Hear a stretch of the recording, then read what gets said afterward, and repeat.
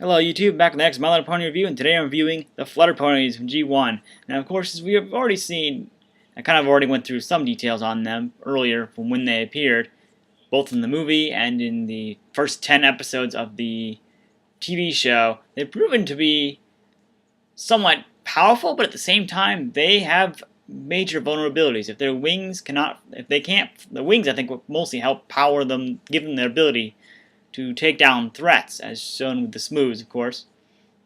Because if they can't fly, they're not going anywhere. So it doesn't even matter if they have all these magical powers. If you can't get where you need to use them, they're useless. Because they get covered in honey. They actually fall for a trap with the bees in Bubble Land. They end up trapping them in the little honeycomb, if you will.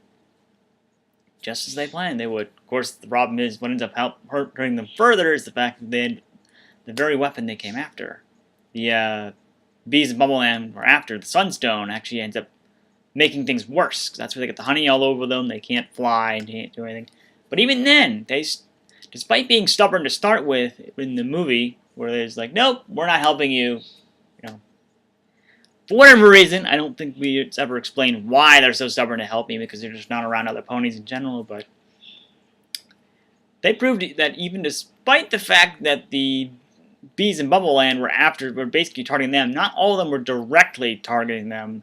Mostly doing what the leader, I don't think she ever has an actual name, but she's dubbed your Bubbleness and all that stuff. So now they're kind of working for her. They're her lackeys, if you will. So they're probably not. If they could just back away, they're just probably afraid of what she'll do if they decide to revolt. They do eventually revolt, but it takes a while. Not until pretty much the very end, almost towards the end of the 10 parts in the TV show, do they actually rebel. It's mostly Sting, I think, that ends up throwing the insults at her, but only after I think he gets, this is after a good period of time where, he learns how to fly, something he's kind of never really been able to do, but of course, it just goes to show you that they're not all as bad as they actually appear to be. It's a lot like Teddy in My Little Pony Tales. Although, probably even less of an extent, because Teddy, of course, is deliberately mean. And you can tell. I mean, granted, yes, it's not like he doesn't have anyone to really go on except his own actions. Teddy, of course, has his own actions. This is all on him. There's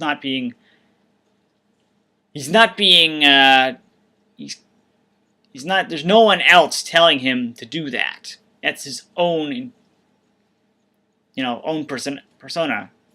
Unlike the bees in Bubbleland, who they do have someone else working for them, but yet they still have a good side to them, and they never really, I think as far as I know, it's kind of confusing because the Flutter Pony that Sting ends up talking to calls him Morning Glory, but there are images that show this is not Morning Glory. So it's kind of confusing as to who it actually is. But it's probably just a script error.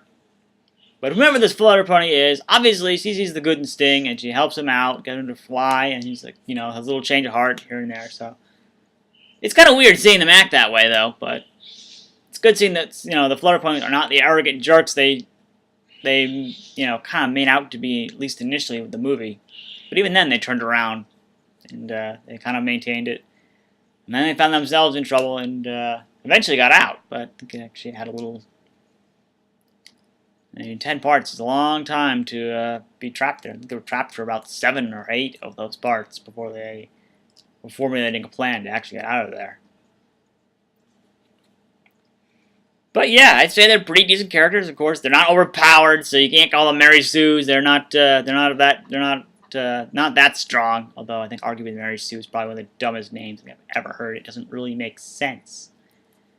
If you're gonna call everything Mary Sue, I think you're just using that as an excuse for a lot of things. I mean, nothing is truly overpowered.